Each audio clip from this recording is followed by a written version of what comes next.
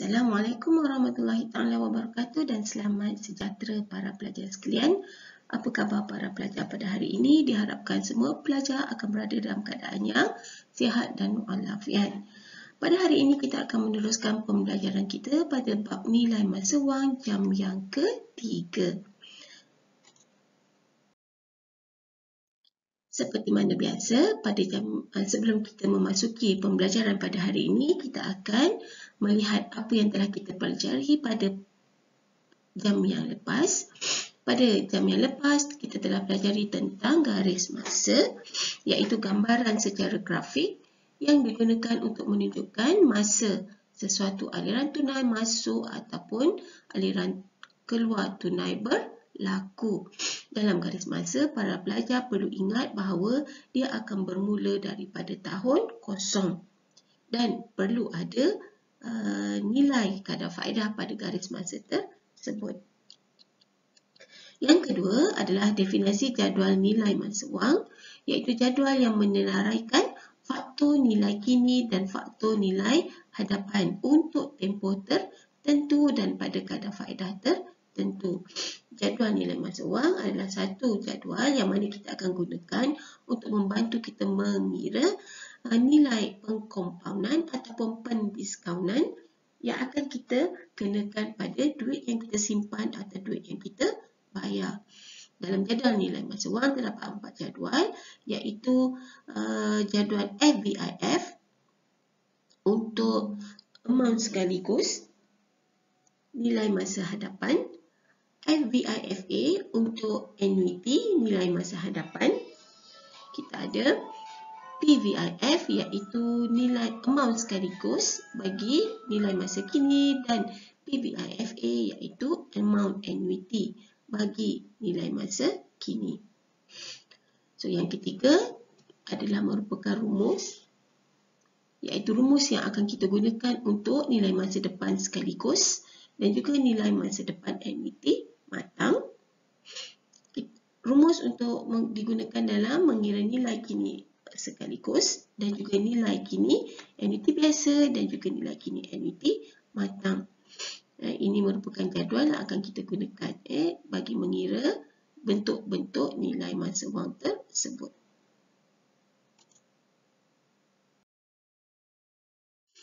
Pada hari ini kita akan mempelajari tentang future value ataupun nilai masa hadapan dan juga present value iaitu nilai masa kini, FV dan juga PV. Dalam bentuk nilai masa wang, kita terdapat nilai masa depan dan juga nilai masa kini. Dalam nilai masa depan, ia terdiri daripada amount sekaligus, amount berubah dan juga annuity. Amount sekaligus adalah kita membuat simpanan sekali sahaja. Amount berubah, kita akan membuat simpanan pada nilai yang berbeza-beza. Annuity adalah bila kita buat simpanan atau pembayaran nilai yang sama bagi tempoh masa yang sama. Dalam annuity terdapat dua, iaitu annuity biasa dan juga annuity matang. Sama juga seperti nilai masa depan, untuk nilai masa kini kita terdapat amount sekaligus, amount berubah, annuity. Annuity biasa dan annuity matang, dan dalam nilai masa kini terdapatnya perpetuity. Mari kita lihat yang pertama iaitu future value ataupun nilai masa hadapan.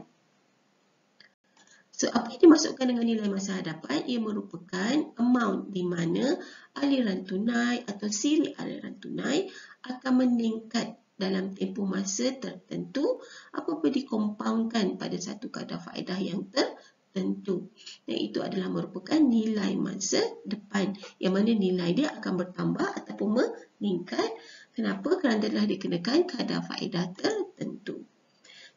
Nilai masa hadapan, future value, terdiri daripada amount sekaligus dan juga nilai depan annuity. Kalau kita lihat untuk future value, amount sekaligus. Anda menyimpan RM100 di dalam sebuah bank pada hari ini dan akan mengeluarkannya 5 tahun akan datang.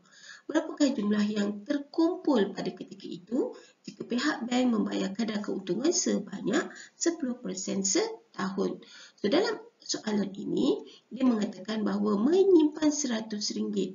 Jika kita lihat, simpanan RM100 ini, ada tak dia menjelaskan bahawa kita akan buat pertambahan penyimpanan?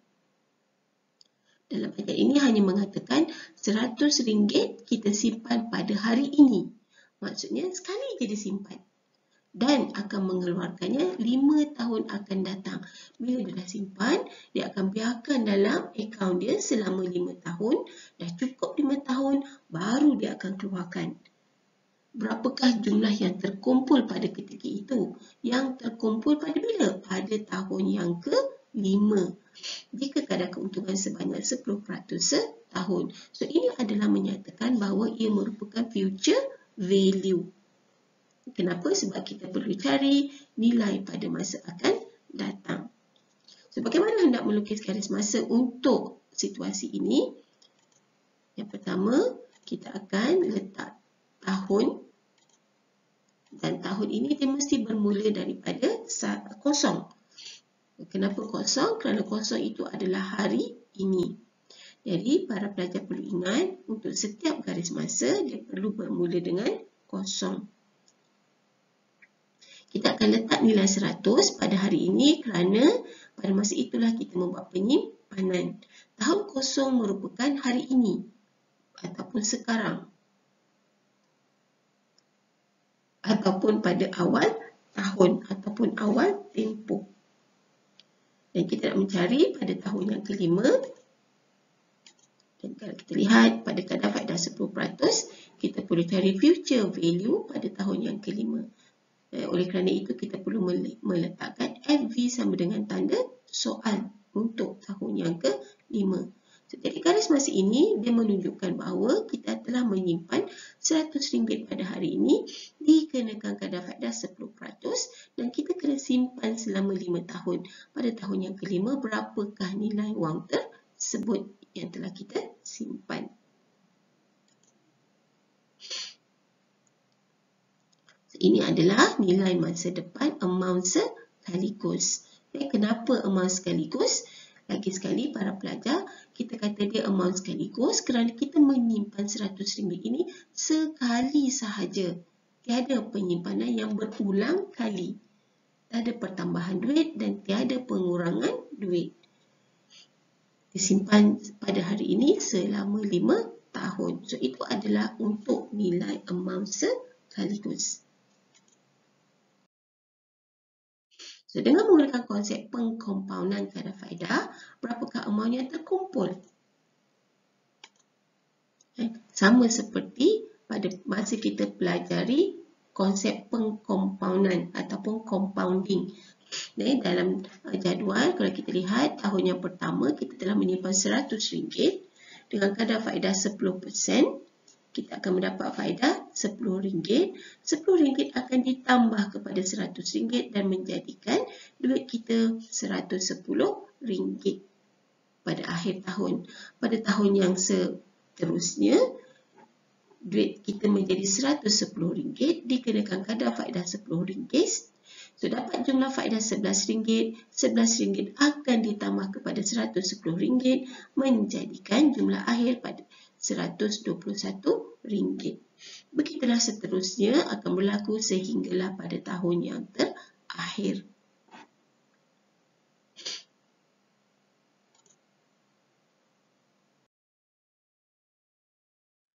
Adakah cara yang lebih mudah untuk mengira nilai masa depan amount sekaligus?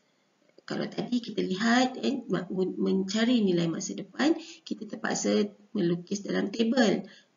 Kalau dalam 5 tahun senang, cuma ada 5 row sahaja. Tapi kalau sampai 100 tahun, penat kita untuk buat tabel, maka kita boleh mencari nilai masa depan amount sekaligus menggunakan yang pertama adalah jadual faktor nilai masa wang. So, contohnya adalah anda menyimpan RM100 di dalam sebuah bank pada 1 Januari tahun ini dan akan mengeluarkannya pada akhir tahun ke-5. berapakah jumlah wang yang terkumpul pada ketika itu jika pihak bank membayar kadar keuntungan sebanyak 10% setahun.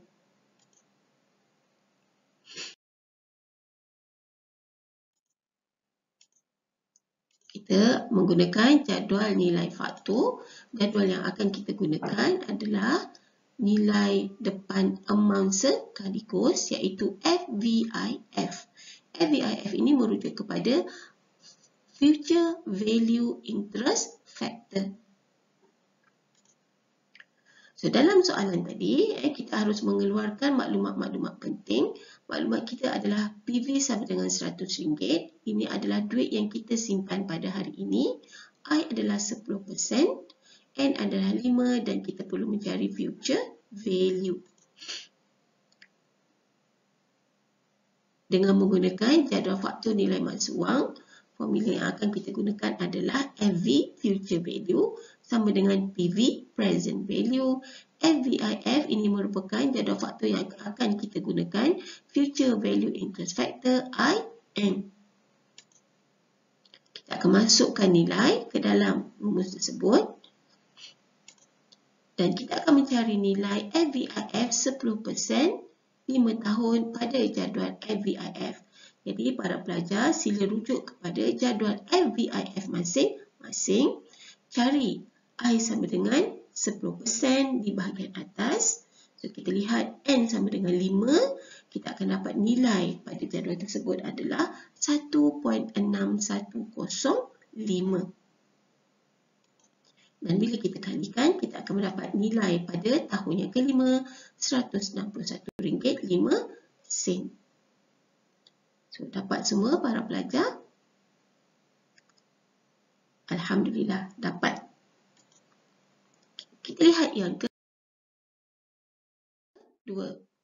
Pada 1 hari bulan 1 2020, Salmah menyimpan wang sebanyak RM300 di dalam sebuah bank yang membayar kadar keuntungan sebanyak 8% setahun. Berapakah jumlah wang yang terkumpul di dalam akaunnya pada 31/12/2024? Oleh kerana dalam soalan ini dia memberi nilai tarikh masa di mana dia membuat penyimpanan, maka garis masa kita akan tukar daripada tahun 0123 menjadi tarikh. Yang pertama, kita akan letak 1120, itu merupakan tarikh di mana kita membuat penyimpanan. Dan pada yang terakhir adalah 1125. 1125 ini juga bermaksud 31/12/2024. Kenapa? Ingat lagi para pelajar, setiap garis masa dia berkongsi tiang. Tiang yang pertama ini merupakan 1120. Dan tiang yang kedua ini merupakan 31/12/20 dan dia bergabung dengan 1121. So, sebelah sini dia jadi 31/12, sebelah sini dia jadi 1 hari bulan 1. Maka oleh kerana dalam soalan dia mengatakan bahawa berapa wang yang terkumpul pada 31/12/2024, maka kita akan tulis 1125 sebab dia adalah pada masa yang sama.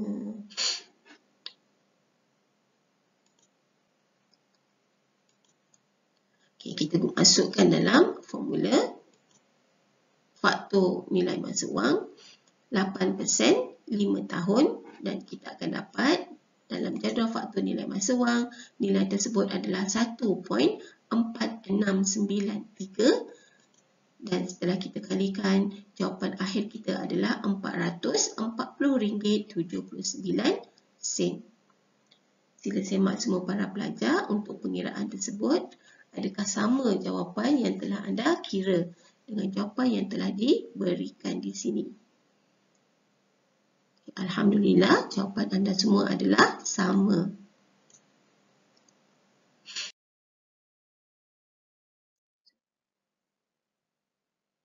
Ini sama contoh yang tadi.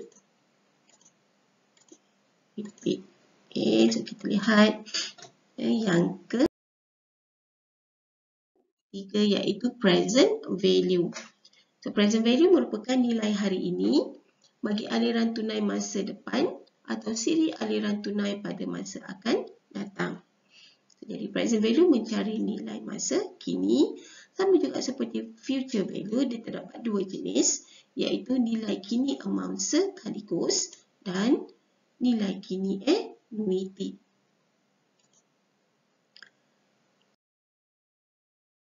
Untuk present value, contohnya, berapakah yang perlu dilabur pada 1 Januari? 1 Januari ini adalah hari ini. Jika pada akhir tahun ke-5, anda memerlukan RM161.05 di dalam akaun pelaburan anda jika kadar pulangan adalah 10% setahun. Para pelajar akan perasan bahawa terdapatnya perkataan yang diberikan warna merah. Sebenarnya yang berwarna merah ini merupakan maklumat-maklumat penting yang kita kena tahu sebelum kita membuat pengiraan. Dan kita, para pelajar bolehlah garis, boldkan dia supaya kita nanti tidak akan melakukan pengiraan yang salah menggunakan amount yang salah. Dan seperti biasa, kita akan lukis garis masa. Oleh kerana dia adalah 5 tahun, maka kita perlu letak 5 kat situ. Pada hari ini adalah 1 Januari. Kita menyimpan pada nilai yang perlu kita cari. Dan pada akhir tahun yang kelima, nilai tersebut akan menjadi RM161.05 setelah dikenakan kadar faedah sebanyak 10%. So, cari present value. So, bagaimana cara mengira nilai kini amount sekaligus menggunakan jadual nilai faktor? Ini merupakan situasi yang telah kita lihat pada slide yang sebelum ini. Okay. Untuk mencari present value, kita boleh menggunakan jadual faktor nilai masa wang iaitu PVIF. Apakah itu PVIF? Present Value Interest Factor. So, kita keluarkan maklumat-maklumat penting. Future value adalah RM161.05. I adalah 10% and 5. So, mencari PV ataupun present value. So, kita masukkan dalam rumus. So, para pelajar kena masukkan. Lihat pada jadual PVIF 10% 5 tahun. Lihat pada kadar faedah 5%. 5 tahun, pada jadual PVIF, kita akan dapat nilai 0.6209. Kita kalikan dengan future value RM161.05, maka kita akan mendapat nilai present value adalah RM100. So, para pelajar dapat nilai yang sama seperti jawapan di sini. Diharapkan dapat. Sekiranya tidak, perlu lihat. Adakah kita melihat jadual faktor yang betul? Jangan lihat FVIF, sebab kita nak mencari present value, jadi menggunakan jadual PVIF. Untuk situasi yang seterusnya, Faiz memerlukan 5,006 tahun lagi. Maksudnya 5,000 adalah nilai future value. Jika dia ingin menyimpan sekarang, di dalam sebuah bank, kadar keuntungan adalah 6%. Berapakah wang yang perlu disimpan pada hari ini supaya 6 tahun lagi duit dia akan menjadi 5,000. Garis masa 5,000 adalah pada tahun yang ke-6. Kita nak mencari present value pada tahun yang kosong sekarang pada kadar faedah 6%.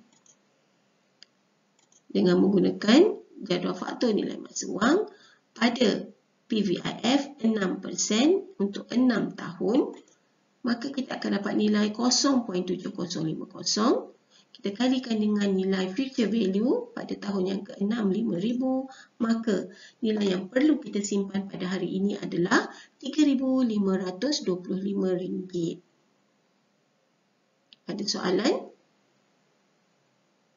Okay, Alhamdulillah, boleh faham semua.